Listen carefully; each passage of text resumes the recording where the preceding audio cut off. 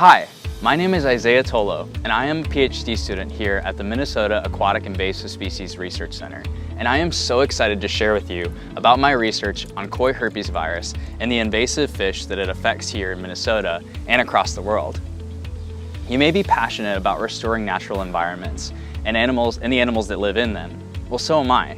Unfortunately, when it comes to restoring lakes in the United States, Australia, and many other countries, we are many years behind the environmental degradation caused by invasive species.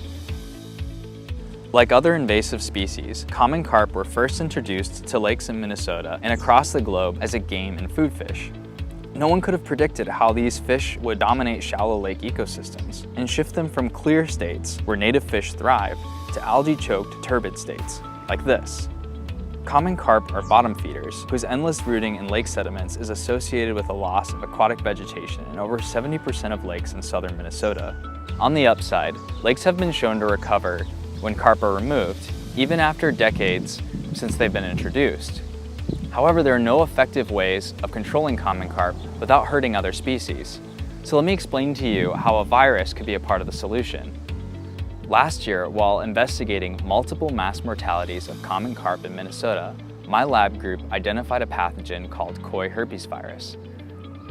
Now, decades of research have shown that this virus is really good at killing common carp, but doesn't infect any other species, which means that it would be a safe candidate for what we call a biocontrol agent. Now, it's great news that it's safe, but we also want to know if it would be effective in bringing down populations of common carp here in Minnesota and around the world.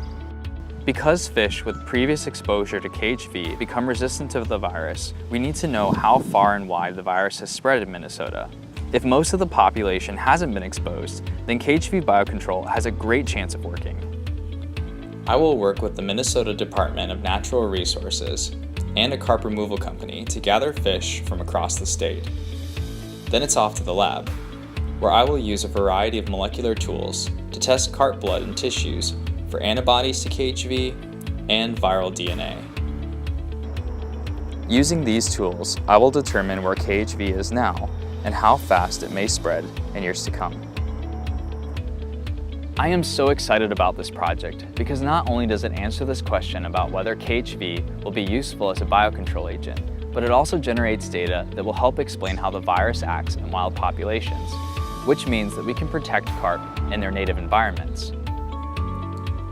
Thanks for watching, and if you want to learn more about research at MACERC and what you can do to help, please visit our website at www.macerc.umn.edu and like us on Facebook too.